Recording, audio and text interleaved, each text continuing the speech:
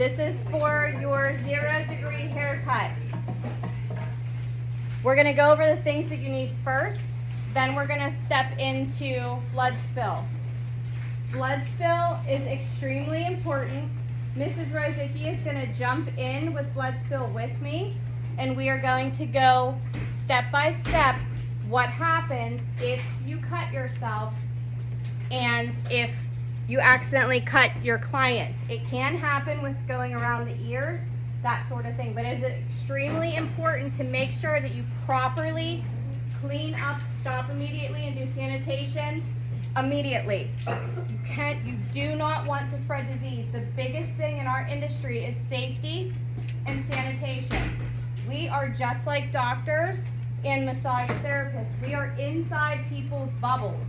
So we are touching them. We are their safe zone when they're sitting in our chair.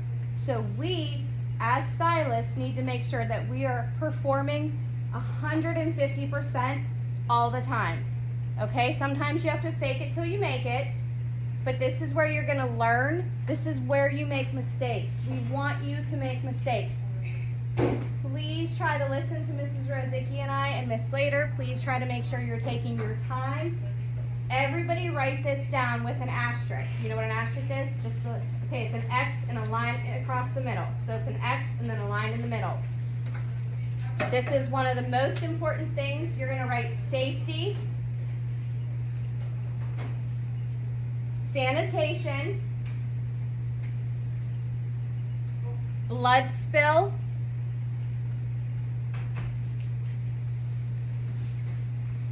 quality.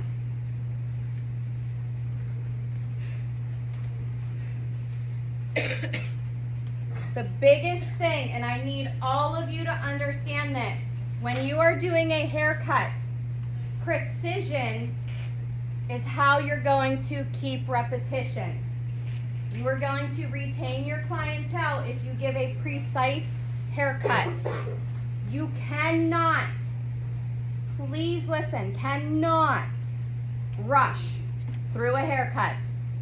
It is not first done, woohoo, sign it in. You absolutely need to take your time. This is one thing that will make or break your hairstyling career. If you can't do a haircut, it doesn't matter how good you are at color. It doesn't matter how good you are at chemicals. It doesn't matter how good you are unless you are doing strictly nails and not touching hair. If you can't give a good haircut, you're not gonna have clients. So you need to be precise. You need to take your time. Small sections. Protect your client, protect yourself. Small sections. So, what you're going to need, supplies-wise. Obviously, you're gonna need your shears. Your shears come in a kit. You have extra rings for in your thumb grip. Some people have larger thumbs. I have big thumbs.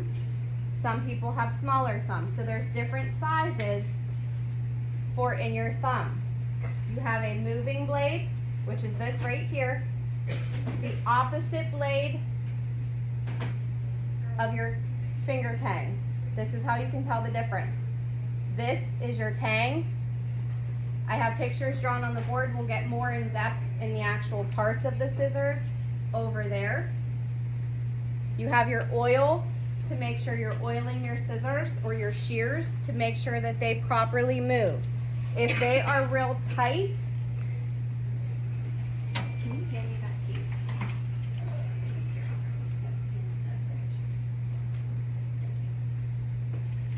key? You will have a scissor key. It looks like this. It will come in your kit. It will be in with your shears. This is how you control the tension of your shears. When you open up your shears, you want it to fall at a 90 degree. You don't want it like this, okay? You don't want it like this. So when you tap it, it should, if they are the correct tension, it should open halfway. If you need to tighten, remember, Lefty loosey, righty tighty. If you need to write that down to remember, you can. So if you're turning it to the left, you're loosening your tension. So lefty loosey, righty tighty. Righty means you're tightening the tension. So lefty loosey, righty tighty.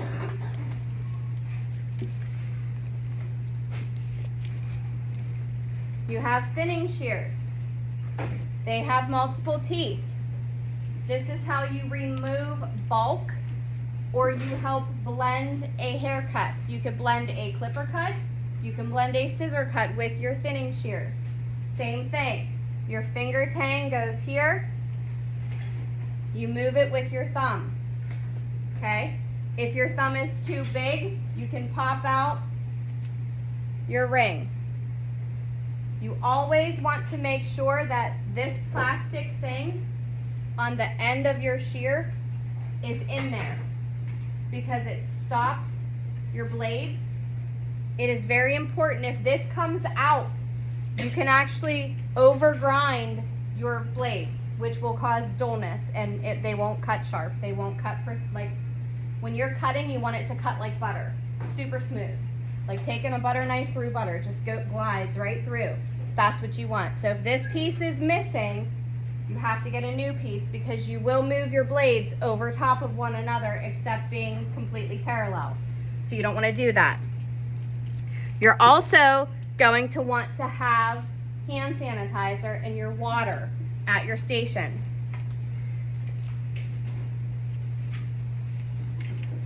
You can have 4 to 6 butterfly clips, 4 to 6. Because you can do a 4-section block or you can do a 6-section depending on how you want to uphold the hair and keep it easier for you to maintain. You want to have multiple standard cutting combs. Why do we need multiple? In case you drop them. Because if you're nervous, what's going to happen? You're going to drop a comb. Or sometimes, you know, like with my hands are old hands from being in this industry for over 20 years. My hands will just drop. I have no control over it. I don't know what's going to happen. I have thrown plates of food before by accident. My hand just stops. It just gives out and I get a shooting pain down to my elbow. Can I get that fixed? It's carpal tunnel and tendonitis, absolutely, but I'm scared because I work with my hands and if they mess up, then I don't work anymore. So it's scary, but the dexterity of your hands, to remember with the Marcel, the dexterity moving back and forth, back and forth, back and forth, that's what you're going to learn today with your shears. You're going to learn how to palm your shears with a comb because you don't want to put your comb down every time you're cutting. You have to keep your comb in your hand at all times. This now becomes an extension. So did you see how I flipped the comb? I was holding it here and flipped it. Boop. That's how you palm. So it stays in my thumb. I'm holding it with my thumb. I have my scissors in my hand, or my shears. I keep saying them scissors, but they're not. When you palm them, palm your shears. The reason I'm doing this is so that the blade is away from my client when I'm combing. You don't want them like this. You don't want them open because what's going to happen? You can accidentally grab hair in the head and cut a piece that you don't want, or you can cut yourself or your client. So it's safety. So you're going to learn how to palm. Okay? Open, close. Comb still stays in my thumb. Okay? Palming. So when I'm combing the hair, my scissors are behind the comb in my hand, and I'm combing the hair. Notice the scissors stay away from my client, no matter where I'm combing. The comb is in front, protecting the client. The scissors are pointed towards me. Please, under any circumstance, don't ever put your scissors in your pocket. First of all, if you have a hole in your pocket, they're going to fall. As soon as your scissors fall, they're damaged. You can damage the tip. You can dull them.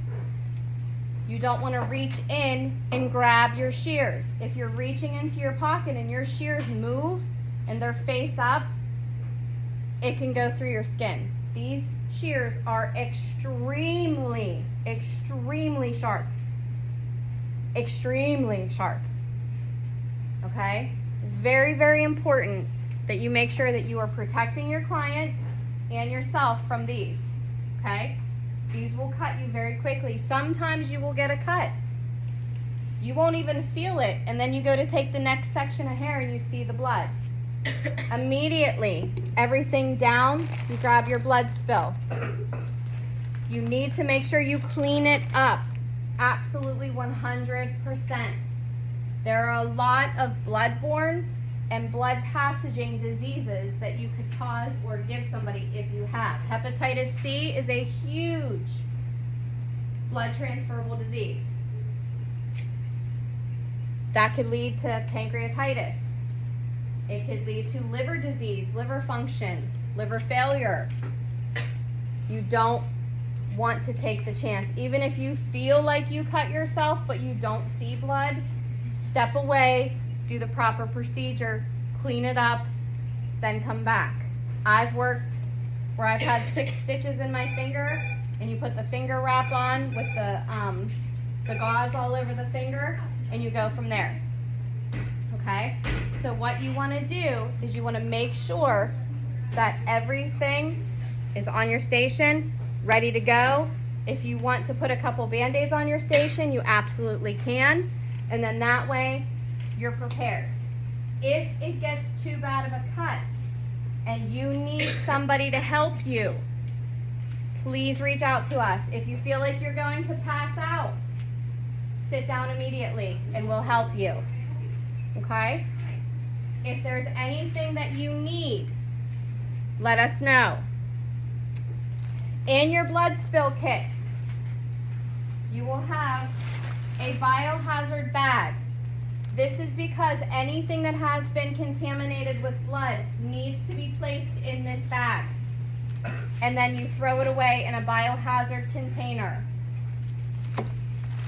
You also will have alcohol pads to clean off your area. You want to make sure you clean it well because you may have a small piece of hair stuck in there that you don't want. You don't want it because it could cause infection. It could lead to a lot of different things health-wise. So you need to make sure you're very clean. You're also going to have multiple Band-Aids. There's a biohazard sticker to know that this has bodily fluid, which is blood, in it. You will have gloves. There's multiple pair of gloves in case you drop one or in case you need to double up. When I needed stitches, I had a towel wrapped around my fingers because it was just, I knew I needed stitches. I went straight to the hospital and had to get them. Like, I knew it. I didn't want to cut a little boy.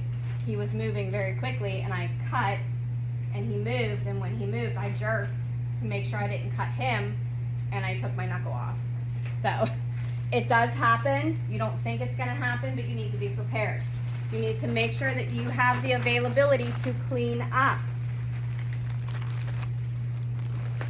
Does anybody have any questions so far? Mrs. Rozicki, do you want to do the blood spill?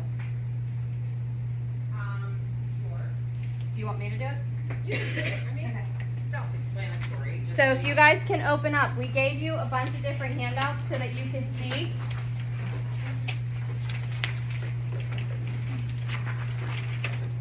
If you want to open up to the blood spill procedure, it's in your packet. You want to make sure you do not lose this packet. So for your blood spill procedure, you must make sure that nothing comes into contact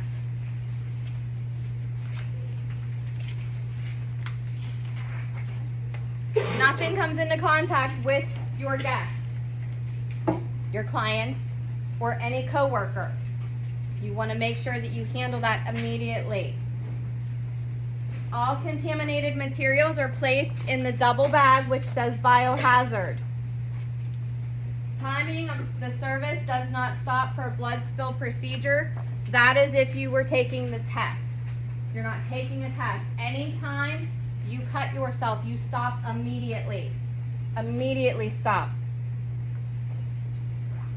A Band-Aid alcohol spray or wipes, it will burn. It will. But you need to make sure that's clean.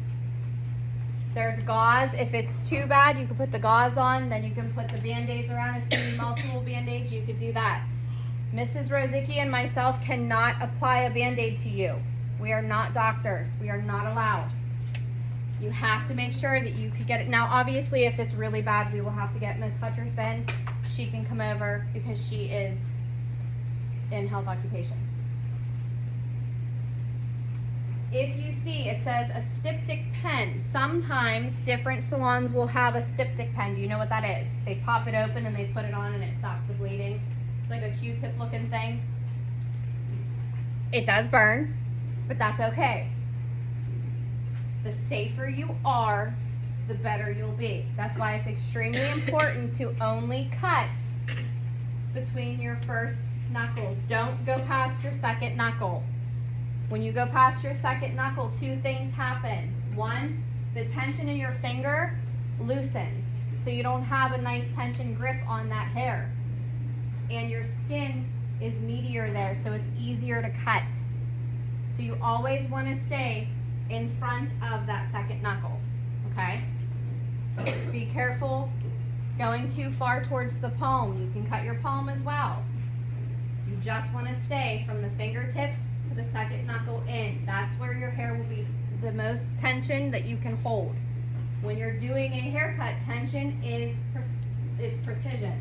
If you're holding it super tight, you're going to get that nice cut. If you have curly hair, you have to relax your tension. So tension determines the haircut outcome, and it's also determined by the texture of hair. So somebody with baby fine straight hair, your tension is not going to be the same as somebody with really, really curly hair. Curly hair springs up. 1 inch cut off of curly hair compared to straight hair is basically 2 to 2.5 inches of curly hair. It springs up. If you cut your model, obviously everything needs to stop. You could accidentally touch their ear, clip their ear. Sometimes with trimmers, if the trimmers are off, they'll nick the ear. You immediately put gloves on the client. Put gloves on yourself. You would then cover the injured area and move forward with the blood spill procedures. Does anybody have any questions on all this so far? I know it's a lot of information, but it's extremely important. Everybody's good? Do we know what to do if we cut ourselves? Okay. Head position. If you look,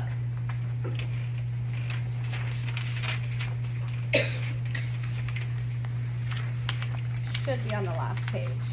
Yes. So the last page. When you are doing a 0-degree haircut, you want to make sure that your client's head is always looking down.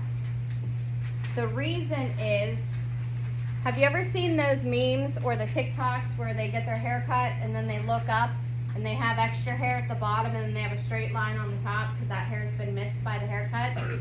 That was because the head position was not correct. Head is always straight down. You are positioned directly behind the area you are cutting.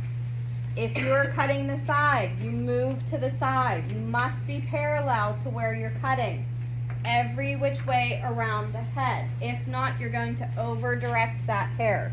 A 0 degree is a straight line. It will be the hardest haircut you do. You have to make sure that your client's body is in correct position. If they have their legs crossed, if they have their ankles crossed, if they're slanted down in the chair, if they're tilted, it will take your haircut and make it off center. We had a girl that was a 3rd year cutting her mom's hair and it was not straight and she could not figure out why. We walked over, her mom was leaning the whole time. No crossing legs. So that set off her haircut. She was like, I'm pulling it straight down, I don't understand. I said, step back and look. When she stepped back, she noticed mom was leaning. Once mom straightened out, haircut got straight. So you always have to be mindful of your clients. They will shift, they will move, they always want to cross their legs. You will say that a million times a day. Please uncross your legs. Please don't cross your legs. Could you uncross your legs? Please don't cross your legs. And they'll say, why? Why do I have to uncross my legs? Well, it sets your shoulders off. Cross your legs and look in the mirror. So you show them what it does. Oh. You'll have clients that are on your phone the whole time. Can you put your phone away while I'm doing the haircut? I won't finish a cut. If somebody's on their phone, I wait. Eventually they realize that I'm not gonna finish the cut and they put their phone away. It's usually young kids between the ages of 14 and 20 that are on their phone the whole time. I just don't do it because I don't want to give you a bad cut and then it's a bad name against me. Every service you do, your name is attached to that service. It doesn't matter how fast you get done with that service. It matters the quality of it. It is extremely important to do small, precise areas. So what we're gonna do, is there anything else you think I should go over? No. All right, so that is the video portion of it. I will show you the demo of the actual haircut and then we're gonna practice palming our shears. Depending on how well we palm our shears depends on if we cut today, because it is imperative to understand how to palm shears and hold the comb in your hands at all times. When we are doing a haircut, I always make sure that the hair is wrapped nice and neat. I tucked the ends into my clip. I don't want hair hanging out because I might accidentally comb that hair into the haircut. Okay? I'm going through and I'm doing my normal partings from behind the ear forward. Why do you think I go behind the ear? So I go behind the ear because if you notice, the hair splits. Your ear pushes some hair out. If you don't go behind the ear, you're gonna have either a shorter piece or a longer piece and that haircut's not gonna connect properly. So you want to make sure that you go right behind the ear, nice straight part, wrap the hair, get the ends out of the way so that you maintain control of all of the hair, because during a haircut, maintaining control is the most important thing to end up with a very precise haircut. I'm going to do a 4-section block. You guys can do a 6-section if you want, where you could do 1, 2, 3, 1, 2, 3, whatever is easiest for you. You always, no matter what, start your haircuts in the back nape area unless if you're doing a perimeter cut. That's the only time you do not start in the back of the head. Why do you think it's important to start in the back of the head? So you don't take too much length off. So you don't take too much off, so that you make sure that the haircut is a clean, even haircut. If you start in the front, front's usually shorter than the back. So then you're gonna have the haircut that goes down. We don't want that. One important key to know when you're cutting hair: if your hair is being cut and you have half of your hair dry and half of your hair sprayed down or wet, you will get an uneven cut. You either have to be completely wet or completely dry. There is no in between. It will make your hair cut off. I'm going to set her on the station real quick. And I'm going to try to move this little guy. And it's not working, so we're gonna go here.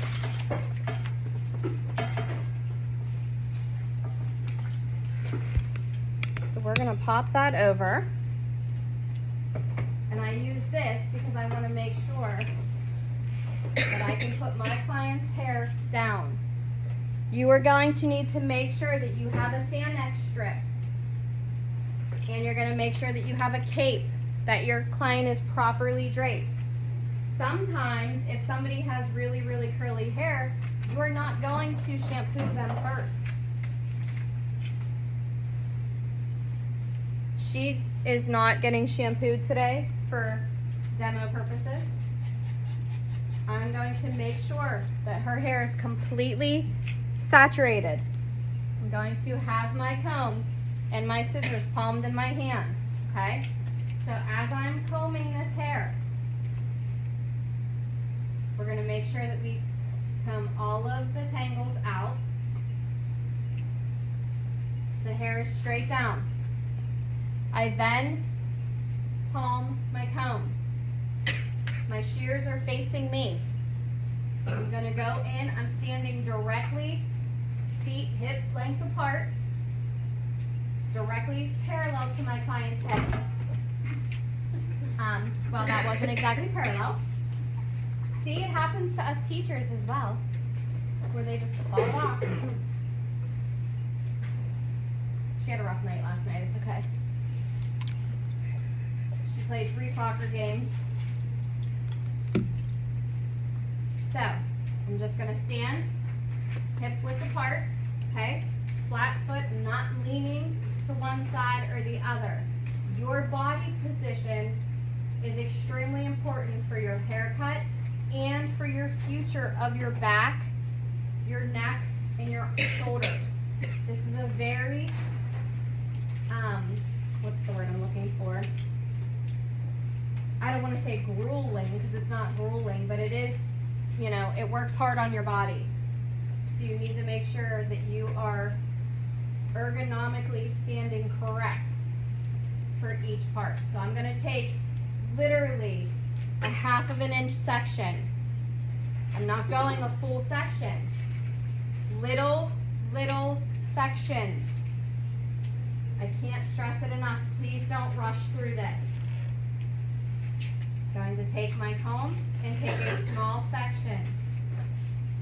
I am then going to go straight down, okay? Straight down.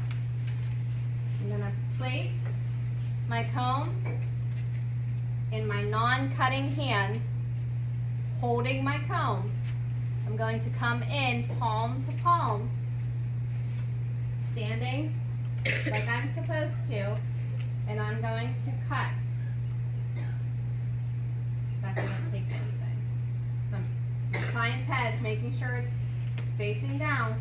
I'm going to go in, palm to palm, which is like this, palm to palm. Both of my palms are facing each other, and I'm going to cut.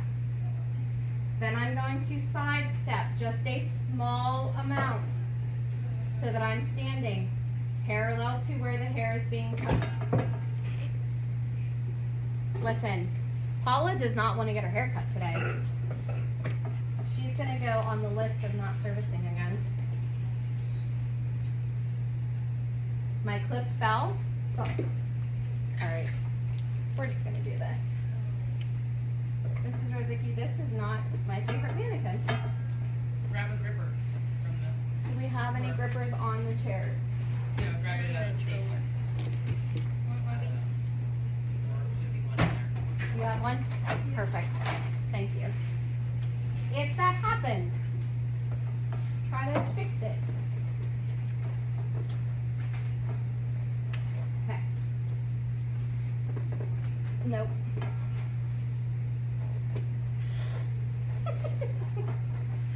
See? It happens to us too. Real live time. Hopefully, like your clients that doesn't fall. Well, I mean, in real life, your client hopefully doesn't lose their head during the service. That would be a whole nother realm of everything. But if you notice, I stepped away, I put my shears and my comb on a clean towel, so it's still a sanitary surface. You don't want to just put your stuff down anywhere. You want to make sure if you are putting your stuff down for any reason that it's sanitary. Then I'm going to go back. I'm going to re-wet the hair just to make sure that it is the even saturation. As I sidestepped to be completely parallel to where I'm cutting, I'm going to take another 1/2 inch section. So I'm not taking very big sections. Can you see the amount of hair I'm taking? It's going to take a long time to do this haircut. I'm combing down, making sure that the hair is nice and combed out. You don't want to just grab the hair and cut. If the hair is not completely combed through and removed of tangles, you're not going to get an even, precise cut. So I'm standing, feet hip width apart. I'm going to go straight down, palm to palm.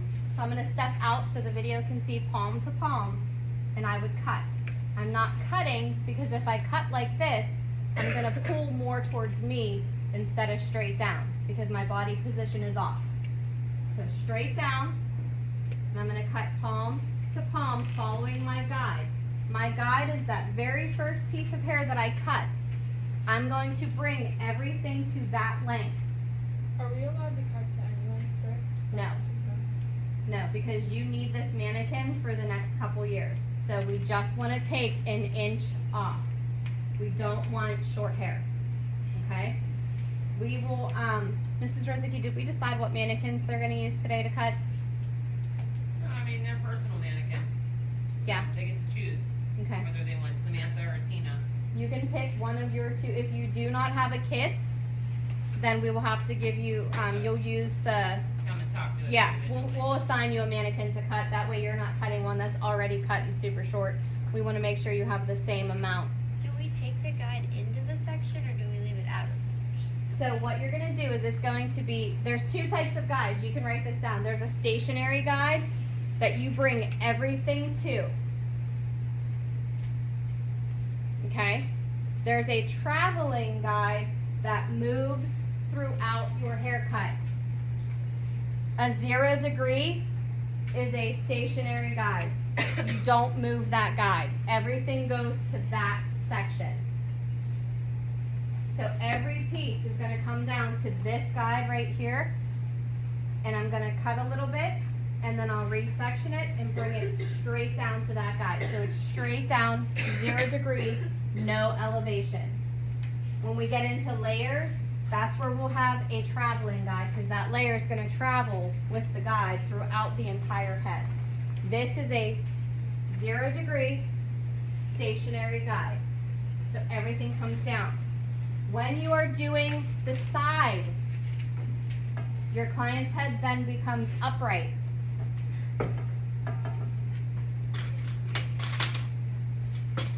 When you are doing it, you will release the hair,